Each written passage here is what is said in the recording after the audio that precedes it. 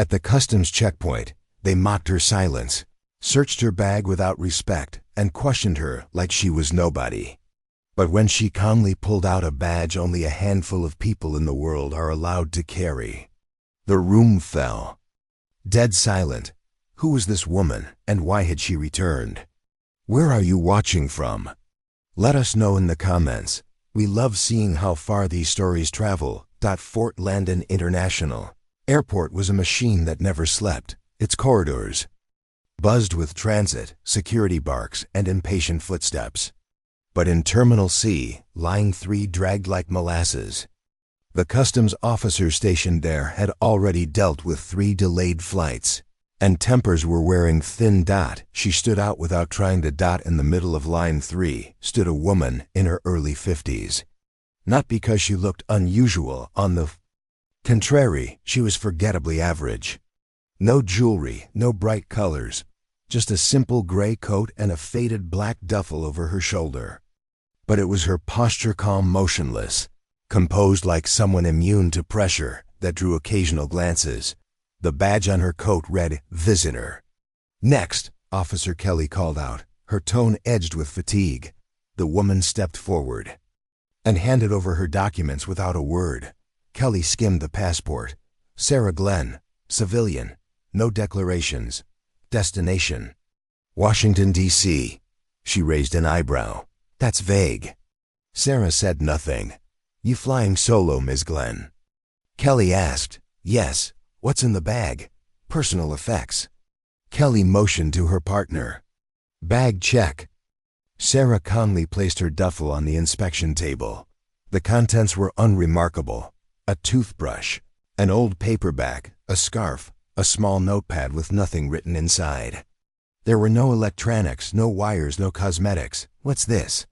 the younger officer asked, pulling out a flat black pouch stitched into the inner lining. Sarah reached out slowly, unzipping the hidden seam.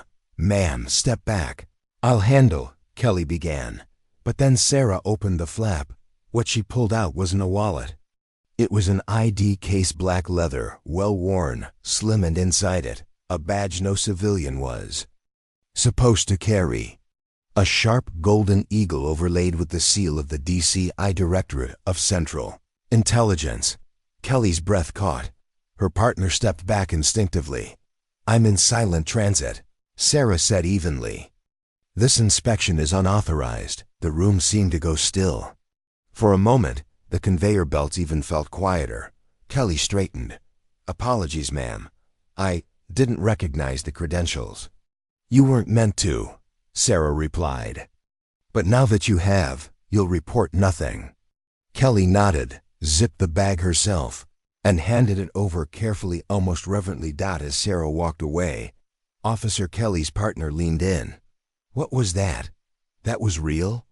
Kelly's eyes were fixed on the floor. "That badge doesn't exist unless someone gave it to you directly from Langley." "Langley? You mean she's—" "Shut up," Kelly said sharply. Minutes later, every customs officer in the terminal received an encrypted message. It read, "Priority 1, Internal Directive. If a civilian presents the following credentials, attachment. 7B, no questioning, no scanning, no recording. Immediate clearance, no exceptions. Do not log interaction. End of line." No one said her name again for the rest of the shift, but the question remained like static in the air. Who was she? And why now? Sarah Glenn sat in the back of the Blacktown car, her duffel resting quietly beside her, untouched. The airport terminal was fading behind her, but the tension it stirred remained with her like static electricity. The badge she had presented was once feared. Now it seemed to confuse more than it warned. The driver didn't speak. He didn't need to. He was from Langley. The moment she stepped out of the car at the quiet side entrance of a government building with no name, a young man in a charcoal suit greeted her. "Ma'am," he said, glancing quickly at her eyes, not her badge. "There, waiting for you upstairs, room 3. What?" Sarah gave a slight nod. Inside, the elevator rose without a sound. The floor numbers didn't light up. The security cameras in the ceiling didn't move. Everything was too quiet engineered that way. When the elevator stopped, she stepped into a stark corridor lined with frosted glass offices. Two analysts in lab coats passed her, stopping mid-sentence when they saw her face dot in room 31A. The air felt heavier. 3 men sat behind a steel desk. One wore full military uniform. Another wore a Homeland Security badge. The third, clean-shaven, cold-eyed, wore a tailored suit with a small Langley pin on his collar. "Miss Glenn," the suited man said. "It's been years." "Not long enough," she answered. "You've been off the grid since 2012, he continued. "No communication, no sightings, not even a paper trail. And then this morning, you walk through one of our busiest federal checkpoints and flash Omega clearance like it's still valid." "It is valid." Silence. The man in uniform leaned forward. "You resigned after Cairo. That clearance was meant to expire." Sarah raised an eyebrow. "Meant to." The room TENCD. The Homeland officer placed a file on the table and slid it toward her. "We intercepted chatter last week. Your name came up. Cody name, Ashlight. That ring a bell?" Sarah didn't respond. He opened the file. Inside were grainy images, surveillance stills of a meeting in Marrakesh. 3 individuals sat at a cafe table. One was clearly visible. The second wore sunglasses. The third had their back turned. Profile, shoulders, posture. The tilt of the head was unmistakable. It was Sarah. Except she hadn't been in Morocco. Not physically. "At least, this meeting never happened," she said calmly. "We have intel suggesting otherwise." Sarah leaned in. "Then your intel is garbage or worse, bait." The man in the suit narrowed his eyes. "Why would someone impersonate you, Sarah?" she answered coldly. "To bring me out." The tension in the room deepened. She pushed the file back across the table. "Whatever's happening, you're not in control of it. And if my name was dropped, it means the ghosts are stirring. Someone's trying to reconstruct something that should have stayed buried." The uniformed man looked concerned. "Ashlight." Protocol was disbanded after Berlin.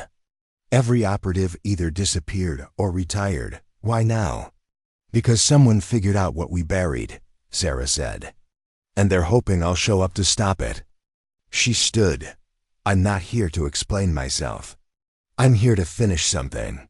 The man in the suit spoke sharply. "You don't have jurisdiction anymore." She turned to the door, then paused.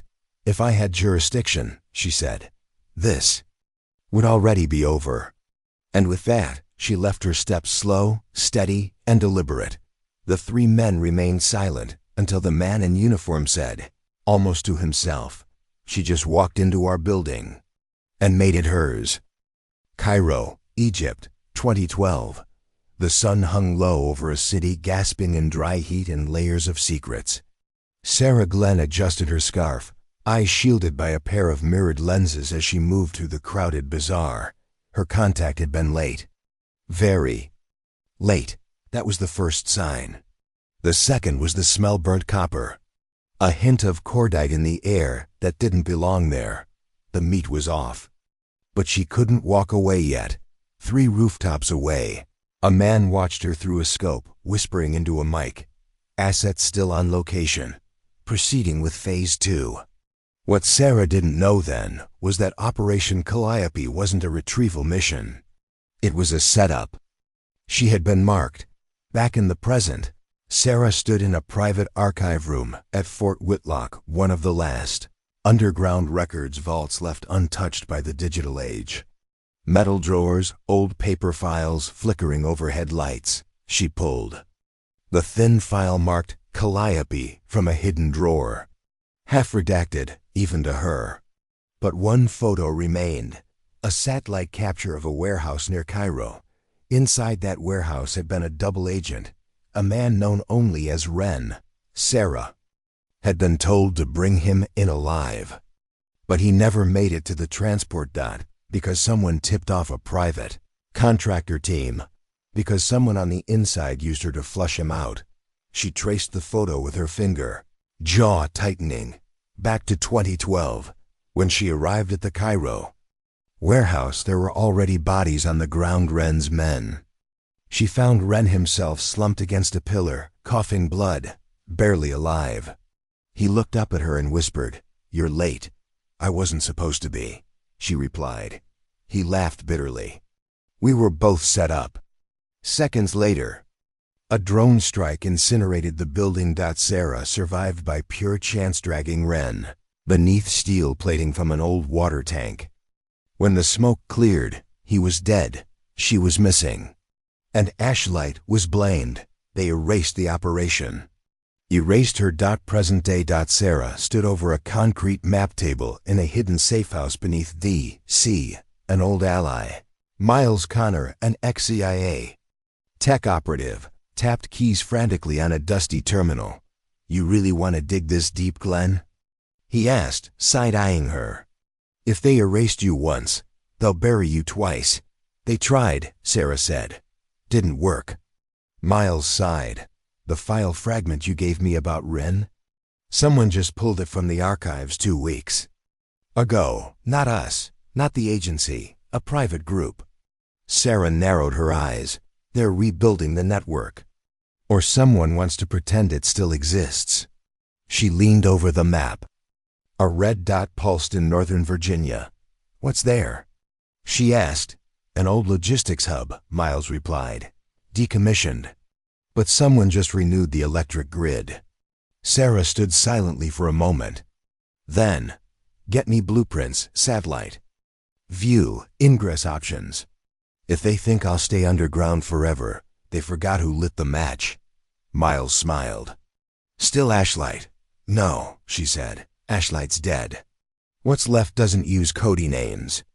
That night, Sarah stood on the rooftop of a forgotten building on 8th and Monroe, watching the city hum beneath her. Somewhere down there, someone wore her name like a weapon. Someone reopened a file meant to stay sealed. They thought she'd been broken in Cairo. They were wrong. The decommissioned logistics hub looked like every other abandoned building on the Virginia outskirts. Faded signage, rusting fencing, tall weeds clawing through concrete. But Sarah Glenn didn't trust appearances, especially not when the security lights worked. She crouched on a ridge just outside the perimeter, night vision goggles clamped over her eyes. Every few seconds, a faint hum pulsed from the far corner of the warehouse. Power. Active grid. Whoever reopened this place did it recently and subtly. "Miles, I need interior schematics now," she whispered into her earpiece. "Working on it. And by the way, Thermal just picked up 3 moving heat signatures inside. You're not alone." "I wasn't planning to be." She moved silently along the fence line, cut through a corroded panel, and slipped inside. The interior reeked of oil, metal, and something older history perhaps. Crates were stacked high like walls of secrets. But the dust was uneven. Some had been moved. Then came the voice. "I thought they killed Ashlight in Cairo." Sarah froze. From behind the shadows, a figure stepped forward, black tactical gear, hood down, a small scar above his eyebrow. Her blood ran cold. "Dominic Crawl," he smirked. "Hello again, Sarah." She kept her stance still, eyes scanning for weapons. "You're supposed to be in The Hague." "And you were supposed to be dead," he shrugged. "We both disappoint." Expectations. Crawl had been one of the architects of Operation Calliope, the man who coordinated the drone strike. But he wasn't working for the agency back then. He was freelancing for Helix International, a black market intelligence firm that sold missions to the highest bidder. A ghost business? Thought to be dismantled a decade ago, Sarah's hand slowly moved toward the small blade at her belt. "You reopened the file," she said flatly. "Not quite. I sold the file. But the buyer? They wanted proof you were still alive. Imagine their surprise when that airport footage leaked." He tossed a small device toward her feet. It blinked red. "Tripwire. Sensor," he smiled. "You triggered it in DC 2 nights ago. Good to see your instincts are still sharp. Sarah didn't wait. She launched forward, kicking the device away and sweeping low. Crawl blocked, but barely. The fight was violent and close, metal clanging. Breath ragged. He moved like someone trained, but not practiced. Sarah, on the other hand, moved with quiet rage. She slammed him into a rusted support beam, twisting his wrist until his knife dropped. Then she pressed her own blade to his throat. Who? Bought the file? He laughed through bloodied teeth. You already know. You just don't want to believe it. She pulled back slightly. Name, he spat. Ren, Sarah staggered. Impossible. He didn't die in Cairo, Crawl hissed. You saved him. Her memories reeled flashes of the warehouse. The steel plate, Ren's lifeless body. But now doubt, Crawl grinned, reading her silence. He played you then. He's playing you now. Before she could press further, a flashbang rolled in from the corner. Light, noise, everything spun. When Sarah opened her eyes, Crawl was gone. 40 minutes later, back at the safe house, Miles stared at her, stunned. Crawl's alive? And Ren might be. Miles pulled up the encrypted terminal again.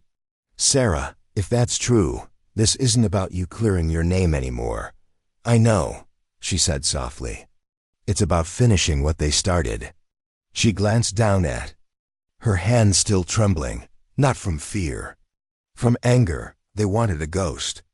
Now they'll get one. The safe house felt colder that morning. Not because of the temperature, Miles had the heat running, but because something unspoken lingered in the air.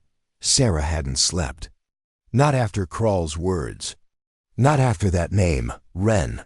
She stared at the tablet on the table, fingers trembling slightly as she scrolled through an encrypted file, one she'd sworn never to open. It had been marked for immediate destruction. But she had kept it. Buried it. Now it was glowing on the screen. Sarah. Miles said cautiously, why would Ren fake his death? He was one of the best operatives we had. You trusted him. She didn't respond. Miles sighed. You think he's the buyer? The one after the Calliope files? She looked up. No, I think he's protecting someone. A silence passed. Then, Sarah whispered, or someone he never told me about. She tapped the screen. A birth record. Date, 2 months after Operation Calliope. Mother's name, Sarah Glenn. Father's name, redacted. The child had been placed into a civilian foster program in Montana. No traceable link to her agency file. Miles blinked. You have a daughter? I had orders not to keep her. No attachments. Clean exit. Her voice was brittle. They said it was for her safety. Miles' face softened. Do you think Ren knew? I don't know, but if he did, and if he's alive, that changes everything. Just then, an alert chimed on the terminal. Miles leaned in. Inbound. Message, encrypted, internal relay. Sarah's eyes narrowed. From where? Miles swallowed. Local school district. Helena, Montana. One of our background aliases just got pinged by a facial scan system. They were testing a new emergency drill protocol. And someone tripped the net. He turned the screen, a blurry school hallway. Kids in uniform. And one teenage girl, long auburn hair, a confident walk. And Sarah's eyes. Her heart stopped. Name's Kara Simmons, Miles said, voice low. Age 15. Honors student. Foster placement. No criminal record. But guess what? Last week, she filed a complaint about a man following her home. Said he had military boots and didn't speak. Sarah's breath caught. They found her. Miles nodded slowly. And they knew how to find you. 2 hours later, Sarah was on the road. She didn't wait for backup. She didn't ask permission. The drive to Montana felt longer than the miles suggested. Each signpost, each rest stop carried memories of missions, of ghosts, of choices she thought she had left behind. She wasn't just going to protect a girl. She was going to protect her. Helena, Montana. 5:47 p.m. Sarah parked 3 blocks from the school. Through the binoculars, she saw Kara leaving the building, backpack slung over one shoulder. She laughed with a friend, waved goodbye, and turned down a side street. Sarah exhaled. Normal. Good. Then she saw him, a man in a black windbreaker. Military build. Following Kara at a distance of 30 feet. No phone, no eye contact. No hesitation. Sarah was out of the car before she knew it, crossing the street like a storm. She didn't shout. She didn't run. She simply appeared behind him, blade ready. You've got 5 seconds, she hissed. Name, rank, reason. The man turned. It wasn't Ren. It was worse. Ma'am, he said calmly. I'm with Homeland. You're interfering with a surveillance operation. She narrowed her eyes. Badge. He pulled it out. It was real, but it didn't matter. Why? Her, she demanded. She's not the target, the agent replied. You are. Before she could process it, another black SUV screeched around the corner. To be continued. The SUV door slammed shut before Sarah could reach for her weapon. She was surrounded in seconds. 4 agents, tactical gear. No insignia. Kneel, hands behind your head, barked the lead. Sarah didn't move. Ma'am, this is a direct order. She's not resisting, came a voice from the vehicle. Calm, confident, familiar. Sarah turned slowly. A man stepped out, salt and pepper hair, a once broken nose. Eyes that had seen too much. Ren. Alive, and still dangerous. Sarah's breath froze. You're supposed to be dead. Ren gave a half smile. So were you, the day you disobeyed direct orders in Pristina. They stared at each other. Old wounds reopened with a glance. Why are you here? She asked. I'm trying to save. The only thing left that matters. He motioned toward the alley. Kara had disappeared. Sarah spun, heart slamming. She's safe, Ren said. We got her out before this started. You were the decoy. Sarah turned back. Why didn't you tell me? Because they would have erased her if they knew. You know the rules, Sarah. We were assets, not parents. Her voice shook. She's mine. And she's being hunted, Ren replied. By your own agency. A safe house, undisclosed location. Sarah sat on the edge of a cot, bandaging a scratch on her arm. Kara was in the next room, still unaware of the truth. Ren paced. The Calliope files weren't just intel. They were about inheritance. Genetic. Sequencing. Behavioral imprinting. They weren't after you. They were after your child. Sarah looked up, horrified. They used us to build something. Perfect agents, Ren nodded. Born from war, raised in silence. Trained without knowing. Sarah whispered. They turned her into an experiment. She's more than that now, Ren said. She's evidence. A moment passed, then Sarah's phone buzzed. A burner line. Miles' voice came through, tight with urgency. Sarah, they've issued a kill order, not just for you, for the girl. Sarah stood up like a blade unsheathed. Not happening. I can get you 2 passes. Mexico border. Tonight. But they'll be tracking. We'll make them work for it. Later. That night. Ren watched from the shadows as Sarah led Kara to the car. The girl was quiet, confused, sensing more than she was told. Who is that guy? She asked. Sarah hesitated. A friend. From long ago, Kara blinked. He looks like me. Sarah gave a sad smile. I know. As they pulled away, Ren remained. In the dark, alone. A ghost. A father. The agents weren't far behind. But this time, Sarah wasn't running from her past. She was running for her future. The desert highway stretched endlessly ahead, lit only by the dull glow of the dashboard. Kara leaned against the passenger window, her breath fogging the glass. Eyes locked on the darkness beyond. Sarah glanced at her, unsure how much to say. The silence between them had weight, a silence packed with secrets, lies, and choices made without consent. "Where are we going?" Kara asked quietly. "A place where no one will look for us," Sarah replied. "A safe zone." "Why are they chasing us?" Sarah gripped the wheel tighter. "Because they think you're dangerous." "But I'm not," Kara whispered. "I didn't do anything." Sarah exhaled slowly. "That's exactly why they're afraid of you." 2 hours earlier, inside the safe house, Kara had found the file. Left on the table, unmarked. Tempting. She opened it slowly. Page after page of medical jargon, genetic sequencing charts. Photos of her as a child, some she didn't even know existed. She saw reports dated before she was born. Profiles of Sarah and another man, Ren. Handwritten notes in the margin. Read. Phase 2. Subject shows elevated processing speed. Emotional bonding must be observed closely. Asset must never know her origin. Kara's hands trembled. When Sarah returned from the alley, she found Kara holding the file, eyes wet, mouth drawn tight. "You lied to me," she said. Sarah froze. "I didn't want you to grow up in fear. You didn't want me to know the truth." "Kara, I'm not your daughter, am I?" Her voice cracked. Sarah stepped closer. "You are. Maybe not the way most people mean it, but you are everything I have. Everything I chose to protect when they told me to walk away." Tears welled up in Kara's eyes. "So what am I then? A weapon? A lab project?" Sarah knelt in front of her.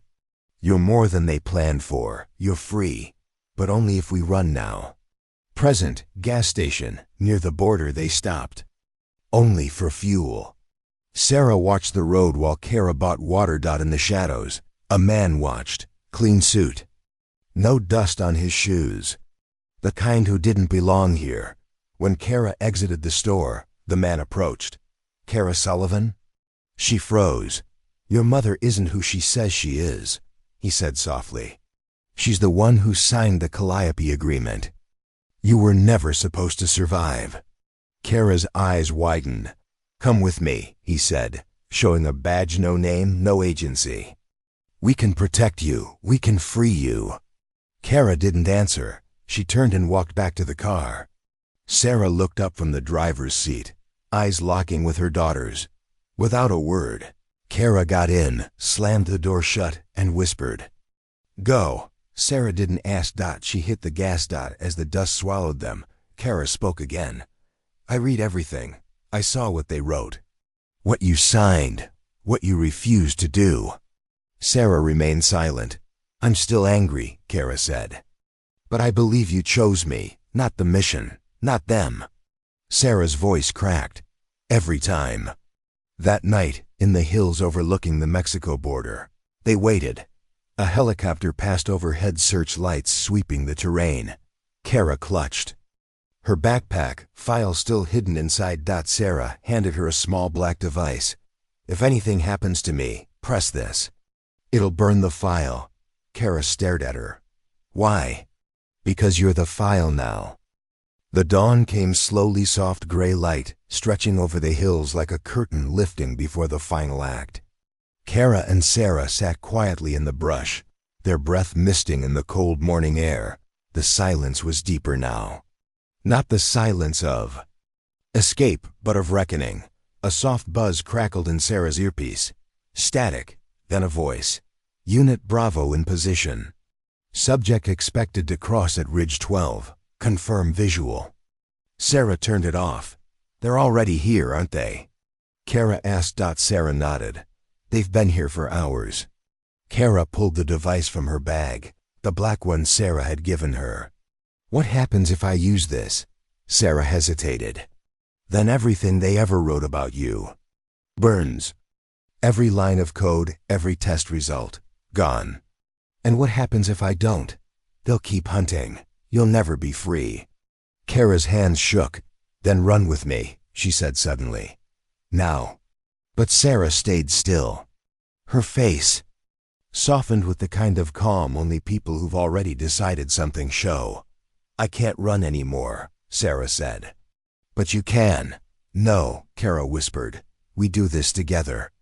A drone hummed above them. Distant boots crunching gravel echoed from beyond the ridge.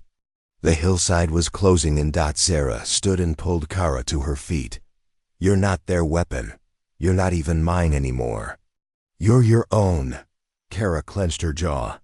And what about you? I bought us 7 years, Sarah said, stepping away. Buy yourself a lifetime. She handed Kara a small red flash drive. What's this? Insurance. Proof of what they did to us. But it only matters if someone lives. To tell it, Sarah pulled a flare gun from her coat. Get to Ridge 6, cross. There's a man named Elias. He owes me. He'll take you in. Kara didn't move. Tears welled in Sarah's eyes. Don't make me use this on myself. With trembling steps, Kara turned and ran, heart pounding, branches tearing at her clothes. She didn't look back. Behind her, the flare exploded into the sky, brilliant red, streaking across the early light, like a final scream.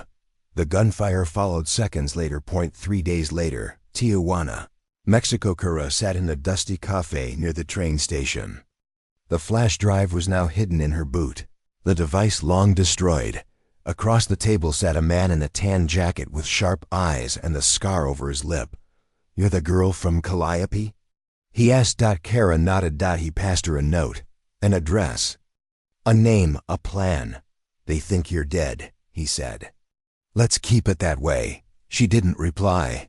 She just stared out the window, watching a mother lift her child from a bus, wrapping him tightly in her arms. Kara blinked, slowly. Then stood, walked into the daylight, and disappeared. Thank you so much for being part of this journey. If this story moved you, inspired you, or simply made you stop and think, then it did its job. We tell these stories to honor quiet strength, unseen courage, and the power of small moments that change everything. Let us know where you're watching from. In the comments, we truly love hearing your stories too. And if you believe stories like this deserve to be heard, consider subscribing. More are on the way. Until then, stay kind and stay strong. *.